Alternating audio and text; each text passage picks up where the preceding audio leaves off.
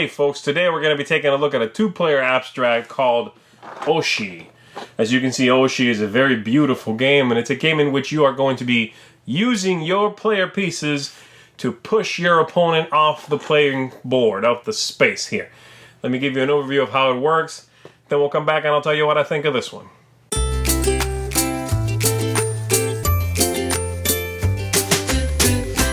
The game is set up as you can see here with one player playing white and one player playing red, or as the game calls them, ivory and ox blood. Very thematic. And you'll pick a start player, and on their turn they're going to move one of their pieces. Now the pieces, there are three kinds here, and I'm going to show you. This one is a level 3 piece. Each player has two of them here. A level 2 piece, and there are two here. And then these other four are level 1 pieces. And so on your turn, you'll pick one and you'll move it in a straight line. The piece can move as far as its height.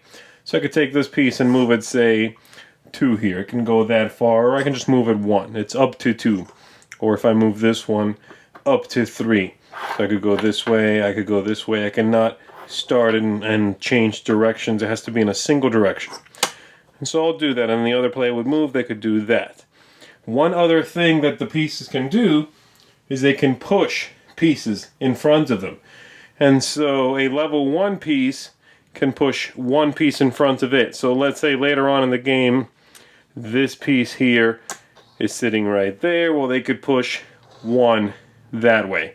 However, if there was someone behind that piece, another piece, it could not push because it can only push one single piece, whether it's their own or their opponent. A level 2 piece, however, can move and push 2 pieces. And so this would be fine. And in this case, it could go 1, 2. Now, as you see, I push this piece off the table, and this is how you win the game. You are supposed to be pushing your opponent's pieces off the table, and once you get 7 points worth of pieces, you win.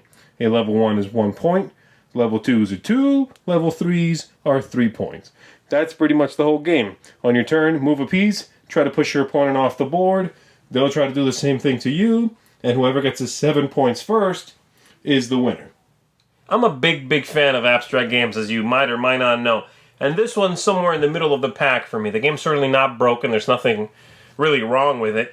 But it's also not exhilarating. It doesn't captivate me. It doesn't quite grab me like some other abstract games do, which is what I love about abstract games. Games that, even though they are devoid of theme, largely, make you feel like you are going head-to-head with someone. You are engaged in a battle, be it of wits or of whatever.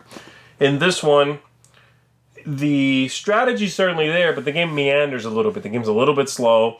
It's a little bit hard maybe to quite, to attack, to capture your opponent, to really corner them.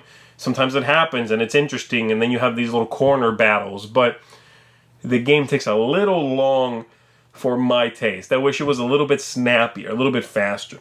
I also was not super thrilled with the production of the game. The rules are beautiful. They fold open in the middle.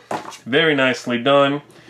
The board, however, for one thing, I think the wood grain here, while neat that it's very authentic, it's a little distracting. But the board finish does not look the same way as the back of the box would indicate. On the back of the box here, they show you a board with beveled edges. Very beautiful, and this is a little planky and a little more cheap. The pieces, same thing.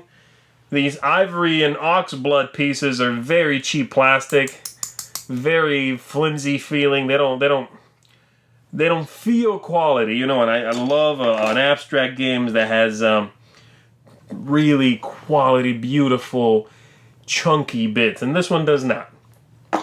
The only reason I'm nitpicking about that sort of thing is because I think quality of components is a big part of abstract games. And so in this case, this game doesn't quite bring that to the table. I don't think the components are... I was underwhelmed by the components. The game's, like I said, it's alright. It's somewhere in the middle of the pack for me. If you have exhausted many other of your possibilities for abstract games, then I would not dissuade you from checking this one out.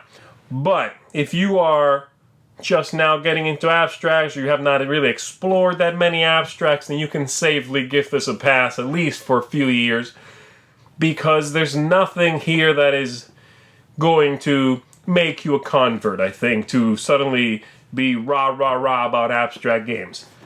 Oshi, a very interesting, pretty cover, unique game, but not quite captivating as I was hoping. So there you have it. Thank you for watching. Thanks so much for watching the Dice Tower videos. Find more great videos and reviews, as well as our top-rated audio podcast at Dicetower.com. You can also find other great shows at Dicetowernetwork.com. I'm Eric Summerer, and you've been watching The Dice Tower.